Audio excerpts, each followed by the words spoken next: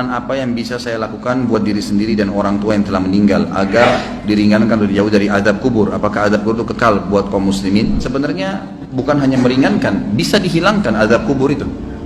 Kalau seseorang anak misalnya sering beristighfar kepada Allah untuk orang tuanya, dia sering beristighfar, ya Allah ampunilah kedua orang tuaku, seperti doa yang masyhur Allah ajarkan, Rabbi ghafirli wali walidayya. Doa ini pada saat mereka hidup atau mereka meninggal. Bukan mustahil karena seringnya orang mendoakan, maka dosa-dosanya diampuni oleh Allah. Dan kalau dosanya sudah bersih karena istighfar anaknya, maka bisa saja dia selamat dari azab kubur, nggak diazab lagi, gitu kan. Kalau dia hanya sekedar mendoakan beberapa kali dan memang kadar dosanya belum bersih, maka azab kubur akan datang, tapi pasti memang meringankan. Cuman saya bahasakan bisa saja hilang, bisa saja hilang. Kalau penanya ini yang maksudkan adalah apa yang saya harus kerjakan selama saya hidup, perbanyak amal soleh, semua amal soleh. Jangan tinggalkan peluang apapun dalam mengerjakan kegiatan atau perbuatan amal soleh apapun, sekecil apapun, apa saja, senyum dengan muslim, bersedekah dengan 1.000 rupiah, apa saja yang kebetulan Allah sedang mudahkan di depan mata kita, jangan disia-siakan, kerjakan semua. Sebagaimana sabda Nabi SAW, la tahkiranna minal ma'rufi syai'a, jangan pelit-pelit dengan perbuatan amal soleh. Kita temui ada satu orang yang lagi sedih, senangkan dia, tanya ada masalah apa, hibur, berikan nasihat. Ada orang yang sedang salah, luruskan dengan nasihat. Ada orang sedang butuh, kita bantu. Ada orang sedang sakit, dijenguk. Ada orang yang sedang terzalimi, kita tolong, gitu kan. Seperti itu. Jadi memang apa saja amal soleh. Ada orang yang sedang minta-minta, kita berikan. Jadi memang kita melakukan amal-amal soleh dan tidak ya memilih-milih amal soleh tersebut. Kita tidak pernah mengetahui kadar pahala yang telah Allah janjikan. Lakukan saja. Ada satu wanita namanya Zubaidah. Zubaidah ini istrinya Harun al-Rashid. Kalau teman-teman pernah dengar ada satu khalifah Abbasi, ya, dinasti Abbasiyah namanya Harun Rashid. Orangnya sangat terkenal dengan wibawahnya, dengan kekuatan militernya. Waktu itu Islam sangat berjaya gitu. Istrinya namanya Zubaidah, terkenal sekali. Zubaidah ini suka bersedekah. Sampai sekarang kalau Bapak Ibu sekalian lagi melewatin antara Arafah ke Muzdalifah, itu ada seperti benteng, bangunan lama gitu, cukup panjang berapa kilometer, itu dibangun oleh Zubaidah untuk memberikan minum jemaah haji karena sukanya beramal saleh gitu. Subhanallah, dinukil dalam buku-buku yang tujuannya menceritakan masalah keimanan. Pada saat Zubaidah meninggal, maka ada salah satu dari kerabatnya mimpi melihat Zubaidah. Lalu kerabatnya ini menanyakan, yang sering dibantu oleh Zubaidah, bagaimana Allah balas kamu dengan pancuran air yang kamu buat berapa kilo itu di Arafah? Kata dia, tidak ada satupun yang saya dapatkan pahala karena saya melakukannya riya untuk manusia. Lalu bagaimana keadaanmu? Kata kerabatnya, dia bilang, Allah telah mengampuni saya dengan sholat malam, 2 rakaat sholat malam yang saya rutin jaga setiap malam. Justru karena itu Allah ampuni. Kita nggak pernah tahu amal soleh mana yang Allah ampuni dosa-dosa kita. Maka kerjakan semua amal soleh, semua, jangan dipilah-pilah. Ada teman-teman subhanallah masuk masjid, ada kesempatan sholat sunnah qabliyah, enggak, duduk sibuk dengan HP-nya. Ada kesempatan lagi macet jalanan, bisa buka HP untuk baca Quran, bukan baca SMS, baca Al-Quran, beberapa ayat bisa dilakukan sebenarnya, gitu ya. Tapi nggak dilakukan. Ada orang yang lagi minta, dibisikin sedikit sama syaitan, sudahlah, dia sudah mampu, nanti di depan, kita nggak sedekah, enggak. Semua peluang amal soleh lakukan, semua amal soleh lakukan. Dan ingat, untuk beramal soleh harus Bapak Ibu sekalian dipaksakan, nggak bisa, nggak bisa. Kalau Bapak Ibu tidak paksakan sholat malam, percaya lisan saya tidak akan pernah sholat malam sampai mati. Kalau kita tidak pernah paksakan, jadwalkan, ambil tuh Quran di rak untuk dibaca, maka kita tidak akan pernah baca, karena syaitan itu selalu memasukkan angan-angan, gitu kan? Kalau kita mau ibadah, dia nggak bisa bilang jangan ibadah, tapi diangan-anganin sama dia, nanti sekalian baca, nanti sekalian baca sekian juz, sekalian, supaya kita undurnya sudah cukup untuk membuat kita meninggalkan amal soleh tersebut. Jadi kita harus paksakan.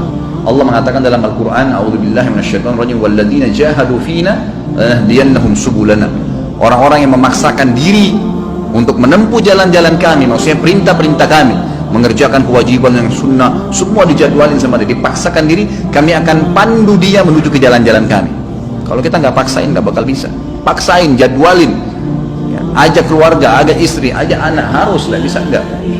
Selama hidup saya tidak rincikan, semua kesempatan amal soleh lakukan, yang wajib dan yang sunnah, ya, yang wajib dan yang sunnah. Kalau kerabat kita yang sudah meninggal, ada beberapa amal soleh yang bisa kita sampaikan untuk mereka. Yang pertama itu adalah memperbanyak istighfar, bertaubat, ya, mengatakan ya Allah ampunilah, ya Allah rahmatilah, Sebagaimana kita tahu doa pada saat kita sholat jenazah, kita mendoakan itu, Allahumma ighfir lahu warhamhu, ya Allah ampuni dia, ya Allah rahmati dia. Tadi doa Rabbi ghfirli wali walidayya untuk orang tua, itu juga termasuk minta agar diampuni. Allahumma ighfir lil muslimina wal muslimat, itu untuk orang hidup dan mati kita bisa doakan istighfar. Ini sangat besar manfaatnya. Ada juga dalam hadis Bukhari dijelaskan akan datang nanti seseorang pada hari kiamat dikasih pahala bergunung-gunung. Jadi ternyata orang ini amal solehnya sudah banyak dan dia selamat dari azab kubur karena amal solehnya banyak, dosanya bisa dikatakan tidak ada tuh sedikit sekali. Di hari kiamat dikasih pahala bergunung-gunung. Lalu dia berkata kepada para malaikat, dari mana? Saya tidak pernah kerjakan amal-amal ini. Dari mana? Setahu saya nggak ada karena semua amalnya sudah diperlihatkan. Dia bilang ini istighfar anakmu untukmu. Karena pada saat istighfar, ya Allah ampunilah kedua orang tua atau kita mengatakan Rabbi ghfirli wali walidayya, ternyata dosa mereka memang sudah bersih, udah nggak ada lagi, maka tetap itu dijadikan sebagai pahala karena tidak ada pembersihan dosa, maka jadi pahala buat mereka. Kemudian ilmu yang bermanfaat yang dia milikin, yang pernah diajarkan kepada kita, makanya saya sarankan orang tua agar selalu tiap hari berbicara dengan anak-anak, titipkan selalu pesan-pesan agama kepada mereka, masalah sholat, masalah apa saja, maka mungkin mereka akan jadikan sebagai prinsip hidup. Itu ilmu yang bermanfaat. Karena tidak semua orang bisa jadi penulis. Kalau antum bisa jadi penulis itu sangat bagus, menulis banyak karya tulis kemudian dibaca oleh orang-orang, itu sangat luar biasa. Seperti Syekh Abu Bakar Jazair sekarang, bukunya yang kita bedah ini, beliau sudah meninggal rahimahullah dan kita bisa belajarin ilmunya gitu kan.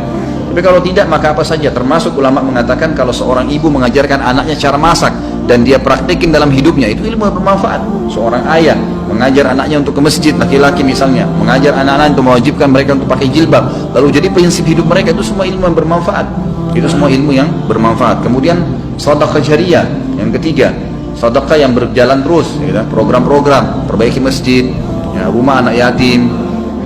Dan ada di sini yang saya ingin ditiberatkan, yang banyak dilupakan oleh kaum muslimin, ya.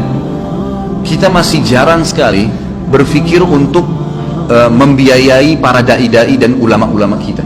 Ada tulisan buku yang insya Allah juga sudah saya tulis, ya, insya Allah saya terus akan penuhi poin-poinnya. Saya judulnya itu wahai muslim muliakanlah ulama. Kita kadang-kadang berpikir atau belum berpikir, ya, kalau bertemu antara seorang alim ulama, memang dia sangat luar biasa ilmunya. Bertemu antara dia, kata ulama, ini pendapat para ulama, seorang alim bertemu dengan seorang fakir miskin, tapi si alim juga ini kehidupannya pas-pasan, yang mana didahulukan? Kata para ulama, si alim yang didahulukan dari si fakir miskin. Karena dia juga dalam keadaan miskin. Kenapa? Karena satu orang alim itu bisa memberikan manfaat kepada jutaan umat dibandingkan dengan orang fakir miskin yang tidak punya ilmu. Sampai pada tingkat itu. Kalau di Saudi ada sponsor dai, ada pembiayaan para ulama. Tidak ada ulama itu yang sengsara. Kalau di Timur Tengah, mereka disiapkan segala-galanya oleh kerajaan atau oleh kaum muslimin yang membiayai mereka. Ini juga hal yang mendasar. Itu bisa menjadi sedekah jariyah karena pada saat dia ternyata melakukan, ya, taklim, dia bisa nulis buku, ya, dari sumbangan harta yang kita kasih, maka itu kita akan punya andil. Masjid dibangun, rumah anak yatim, memperbaiki janda-janda, rumah-rumah janda, kemudian membantu kaum muslimin kayak sekarang yang lagi, ya, tersiksa, ditampung mereka, kita sumbang. Itu semua hal-hal mendasar yang bisa menjadi perbanyak, ya, amal kita nanti pada saat meninggal. Kemudian haji dan umrah ini juga dibolehkan bagi orang yang hidup menghajikan dan mengumrahkan orang yang sudah meninggal atau orang yang sudah tidak mampu. Hadis Bukhari menjelaskan masalah itu.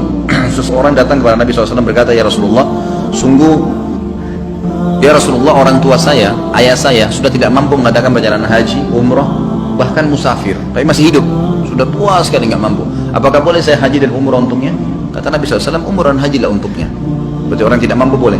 Orang yang sudah meninggal adalah hadis Bukhari juga, seseorang sahabat pada saat sedang haji bersama Nabi SAW, lalu dia berkata, ya Allah, labbaik Allahumma hajjan an syubrumati. Ya Allah, saya niat haji untuk syubrumah, keluargaku yang sudah meninggal. Lalu Nabi SAW mengatakan, ahajjta an nafsik, kau pernah haji nggak buat dirimu? Dia bilang, belum ya Rasulullah. Kata Nabi SAW, huj an nafsik thumma huj an syubrumati. Haji dulu buat dirimu, baru kau boleh hajikan kerabatmu yang sudah meninggal. Hadis ini juga menjelaskan bolehnya haji dan umrah untuk kerabat. Ini kurang lebih yang diberikan gambaran oleh